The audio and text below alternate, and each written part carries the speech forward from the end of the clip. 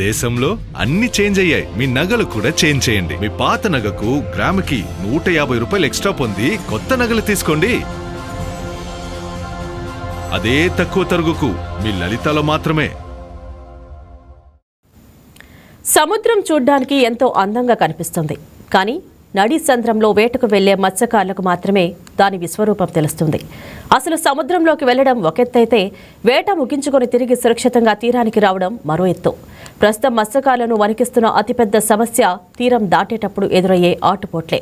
వేట ముగించుకొని బరువైన లోడ్తో అలసిపోయిన శరీరాలతో తీరానికి వచ్చే క్రమంలో ఒక్కసారిగా వచ్చే రాకాసి అలలు బోట్లను తలకిందులు చేస్తున్నాయి. ఇటీవల 6 మత్స్యకారులు సముద్రంలో గల్లంతైన ఘటన తీరంలో తీవ్ర విషాదాన్ని నింపింది. ఈ ఆకస్మిక ప్రమాదాల వల్ల వరుస బోట్లు బోల్తా పడుతున్నాయి, ప్రాణాలు గాల్లో కలిసిపోతున్నాయి. రెక్కాడితే గాని డొక్కాడిని గిరిపుత్రుల జీవితాల్లో అనుకున్న స్థాయిలో మత్స్య సంపద దక్కుతుందా? మత్స్యకారులు ఎదుర్కొంటున్న సమస్యలపై విశాఖపట్నం నుండి మా ప్రతినిధి Durgaprasad ground report. Visakha fishing harbour నుంచి బయలుదేరిన ఓ బోట్ గల్లంతైన విషయం అందరికీ తెలిసిందే. ఈ నేపథ్యంలో 7 మత్స్యకారులు వెళ్ళిన చోట ఒకరు ప్రాణాలతో సురక్షితంగా బయటపడినప్పుడు కూడా 6 అదేవిధంగా ఆ బోటు కూడా పూర్తి స్థాయిలో గల్లంతయింది. అయితే ఈ నేపథ్యంలో కొంతమేర సమాచార లోపం కూడా కనిపిస్తూ ఉంది.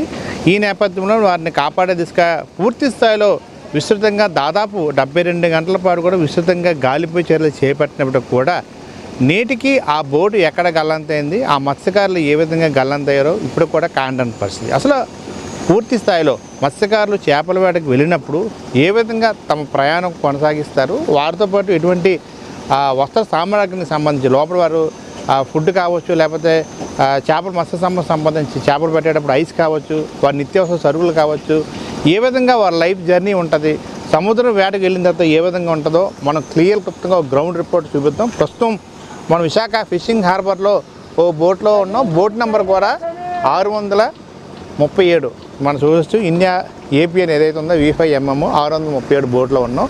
సో ప్రస్తుతం మనతో పాటు ఈయన బోట్ డ్రైవరు. సో సముద్రంలోంచి చేపల వేటకి వెళ్ళిన తర్వాత వారి ప్రయాణం ఏ విధంగా ఉంటుంది, ఏ విధంగా వారు గమ్యం చేరుతారు అనే దాని మీద మనం గ్రౌండ్ రియాలిటీ చూపిద్దాం. గ్రౌండ్ రిపోర్ట్లో ప్రత్యేకంగా చూపిద్దాం. మనం ఇప్పుడు ప్రస్తుతం బోట్ లోపలికి వెళ్ళిన తర్వాత డ్రైవర్ మనతో పాటు ఉన్నారు. సో ఈ రోజువారీ జీవితం సముద్రం వేటకి వెళ్ళినది ఎలా ఉంటుందో మనం చూద్దాం. అంటే మీరు ఫిషింగ్ హార్బర్ నుంచి బోట్ చేపల వేటకి వెళ్తారు కదా, సో ప్రథమంగా మీరే డ్రైవరే చాలా కీలకం. సో సముద్రం వెళ్ళి తీరానికి చేరే వరకు కూడా ఎన్నో ఒడిదుడుకులు ఉంటాయి, తుఫాన్లు వచ్చినాయి. ఎలా ఉంటుంది అప్పుడు? అంటే మీ రూమ్స్ ఎట్లా ఉంటాయి, ఏమేమి దీనికి పరికరాలు, మెయిన్ దీనికి ఏముంటుంది చూపించండి సార్. ఇది తీరింగ్ సార్, లోపల ఇంజిన్ ఉంటుంది. నా పేరు అప్పన్న, నేను బోట్ డ్రైవర్ను. 633 డ్రైవర్ను.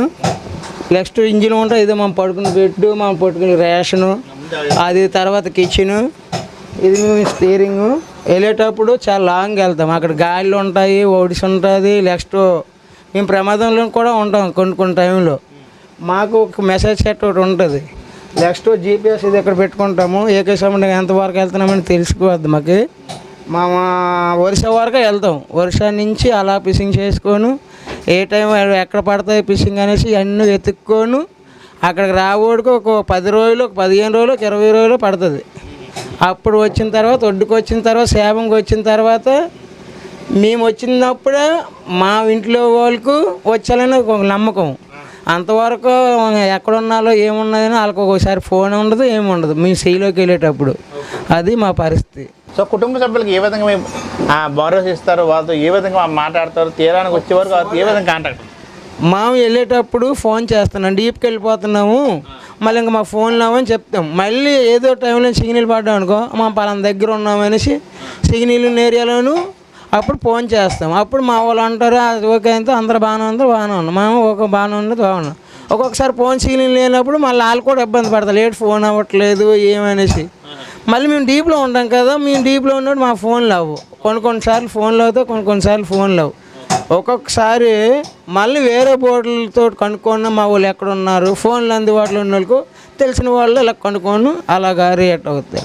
ఇది స్టీరింగ్, ఇది స్పీడ్ నాకు ఉన్నది, ఇది గేర్. ఇది గేర్ వేసిన స్పీడ్ అయితే మనం ఏలాగ వెళ్దామనేది ఇక్కడ GPS ఉంటుంది.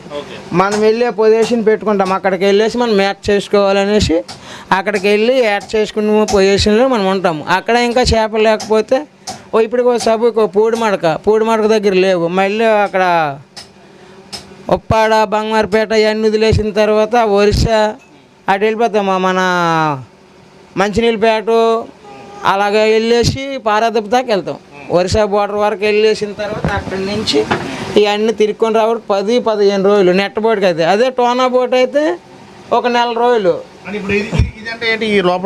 ఇది మేము పడుకునే బెడ్లు మొత్తం 10 మంది ఉంటాము.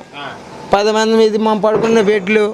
తర్వాత మనం స్టోర్ చేసుకుని కిచెన్, అంటే మనం భోజనం అది అన్ని భోజనం చేసుకుని అందరూ పైన పడుకుంటాం, కొంతమంది కింద పడుకుంటాం. నెక్స్ట్ మేము వర్క్ చేసిన చేపలు ఉంటాయి కదా, ఆ పుషేళ్ళు ఐస్ వేసి పెట్టుకుంటాం. రైస్ అంటే ఎన్ని రోజులు పెట్టుకుంటారు రైస్ బ్యాగులు అన్నీ ఓవరాల్గా? ఒక 4 రోజులు పెట్టుకుంటాము రైస్. మాకు నిత్యవసర అవసరాలవన్నీ 4 రోజులు స్టోర్ చేసుకుని ఉంచుకుంటాము. ఫిషింగ్ చేసుకునేటప్పుడు కూడా మాకు మిగిలిపోయి ఉంటాయి ఇలా మినిమం. ప్రస్తుతం మనం విజయవాడ చూసిన ప్రకారంగా అయితే ఇది ఆ డ్రైవర్ అక్కడ మొత్తం అక్కడ డ్రైవర్ ప్లేస్ అదే అయితే లోపల మత్స్యకారులు, మిగతా మత్స్యకారులు ఎవరైతే ఈ వేటకి వెళ్తారో వీరు అక్కడ విశ్రాంతి తీసుకునే ఇది. అదేవిధంగా వారికి ఓవరాల్గా కొంతమంది 15 రోజులు వెళ్తారు, కొంతమంది 1 నెల రోజులు వెళ్తారు. ఈ నేపథ్యంలో వారికి కావాల్సిన నిత్యావసర సరుకులు కూడా ఇదే స్టోరేజ్. అదేవిధంగా లోపల ఇన్సైడ్ కిచెన్ కూడా ఉంటుంది. కిచెన్ భాగంలో వారు రోజువారీ వంట వండుకోవడం జరుగుతుంది. అది మన ప్రస్తుతం విజయవాడ చూసిన ప్రకారంగా అది కిచెన్. ఆ కిచెన్లోనే వారికి కావాల్సిన సంబంధం అంటే ఏ సామాన్లు కావాలి, కుకింగ్ సంబంధించి అన్ని రేషన్ నిత్యావసర సరుకులు ఉంటాయి. అదేవిధంగా డ్రైవర్తో పాటు ఇంకొక డ్రైవర్ కూడా ఉంటారు. వారు రెస్ట్ తీసుకునేటప్పుడు ఆ ముందు భాగంలో పడుకుంటారు.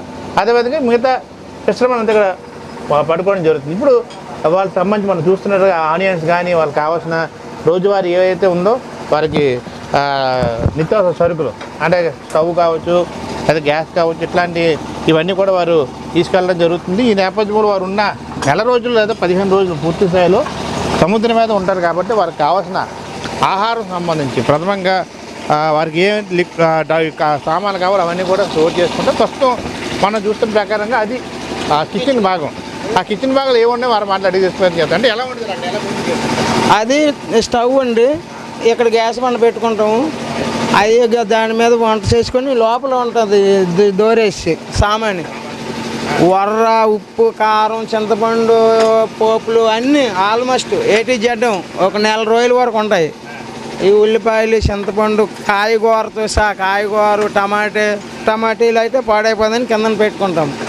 అవన్నీ పెట్టుకున్న తర్వాత అప్పుడు స్టోర్ చేసుకుంటాం. ఐస్ అయితే ఎక్కడ స్టోర్ చేస్తారు? ఐస్ కిందన పెట్టుకుందాం సార్.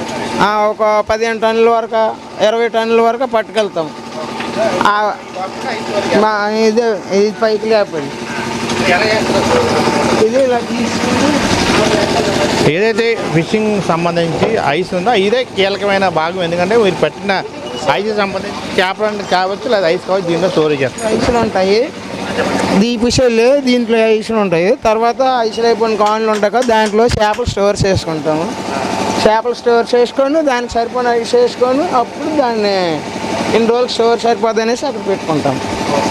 పైన మీ యాంటీనా అవన్నీ జీపీఎస్ ఉన్నాయి కదా, అవి ఎలా పనిచేస్తాయి? కమ్యూనికేట్ సంబంధించి అవన్నీ ఎలా పనిచేస్తాయి? ఇవన్నీ ఉన్నాయి కదా ఈ యాంటింగ్లు, ఈ మెసేజ్ వైర్లు ఇవన్నీ. ఆ పైన ఒక యాంటింగ్ 2 యాంటింగ్లు ఉంటాయి. ఆ 2 యాంటింగ్లు కట్టేసి ఇక్కడ 2 మెసేజ్ సెట్లు 2 నెలలకు 2 ఉంటాయి, 1 నెలకు 1 ఉంటుంది. అవి పెట్టుకొని అయ్యా మాకు అదే మెసేజ్ సెట్లు పై 2 అవి మెసేజ్ సెట్లు అవి అవి ఎలా పనిచేస్తాయి? అవి బాగా మన సెట్ ఉంది కదా, మన పోస్ట్ గార్డు షర్ట్ మనకు షర్ట్ ఉంటుంది. ఆ మెసేజ్ షర్ట్ దానికి వైర్ తగిలించుకొని అక్కడ బిగించుకుంటే పనిచేస్తుంది. మినిమము ఒక 20 మైళ్ళ వరకు పనిచేస్తుంది. 20 మైళ్ళు 15 మైళ్ళ వరకు మనం ఎవరినైనా కాంటాక్ట్ చేసుకొని పిలుచుకోవచ్చు. అంటే మీ చరిత్రలో ఎప్పుడైనా మీరు వేసే సమయంలో అట్లాంటి బలమైన ఈదురుగాలు రావడం కానీ, బోటు ఇబ్బందికరమైన అంటే వస్తామా రావా అన్న టెన్షన్ వాతావరణం ఎప్పుడైనా మీ లైఫ్లో ఎదుర్కొన్నారా? చాలాసార్లు ఎదుర్కొన్నాం సార్.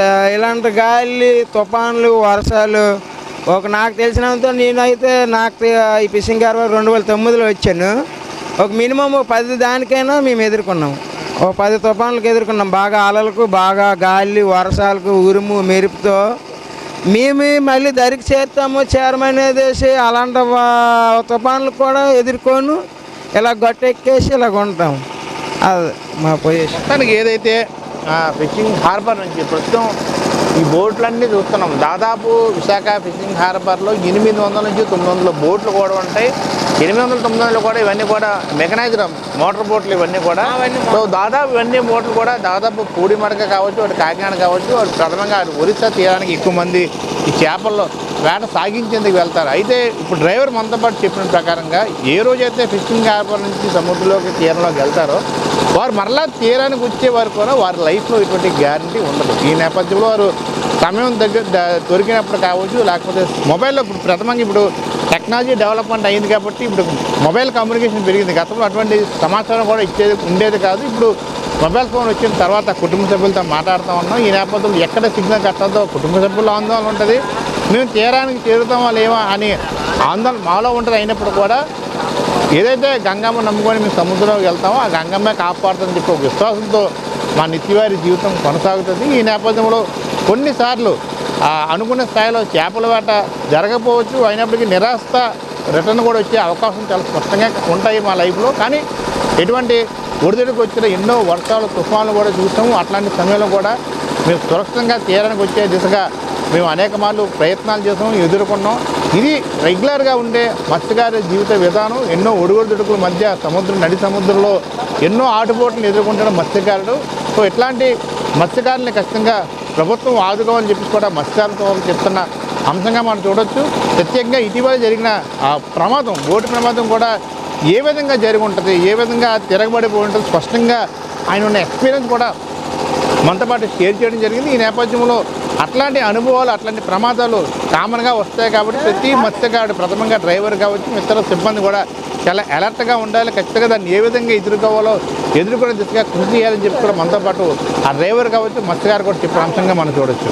ఇది ఓవరాల్గా మత్స్యకారుడు చేపల వేటకి వెళ్ళి తీరాన్ని వచ్చే వరకు కూడా వారి జీవిత విధానం ఏ విధంగా ఉంటుంది, ఎటువంటి ఆటుపోట్లు ఎదుర్కొంటారో ఒక గ్రౌండ్ రిపోర్ట్ని వైకేటీవీ ప్రత్యేకంగా వైకేటీవీ ప్రేక్షకులకు అందించే ప్రయత్నం అయితే చేశాం. వీడియో జర్నలిస్ట్ కిషోర్తో Durgaprasad, YK news, Visakha fishing harbour. బంగారం బ్యాంకులో ఉంటే అది మీ అప్పు, అదే శివ గోల్డ్ కంపెనీకి తీసుకొస్తే అది మీ పెట్టుబడి. తాకట్లో ఉన్న మీ బంగారాన్ని మేము విడిపించి ఈ రోజు మార్కెట్ ధర కొని స్పాట్లో మీ నగదు మీకు అందిస్తాం. ప్రతి నెల వడ్డీలు కట్టడం లాభమా లేదా ఇలా చేయడం లాభమా మీరే ఆలోచించుకోండి. శివ గోల్డ్ కంపెనీ, అప్పులేని ఆనందకరమైన రేపటికి సరికొత్త మార్గం. జస్ట్ ఒక కాల్ చేయండి. తాకట్లో ఉన్న మీ బంగారాన్ని విడిపించి ఈ రోజు మార్కెట్ రేట్కే కొనబడును.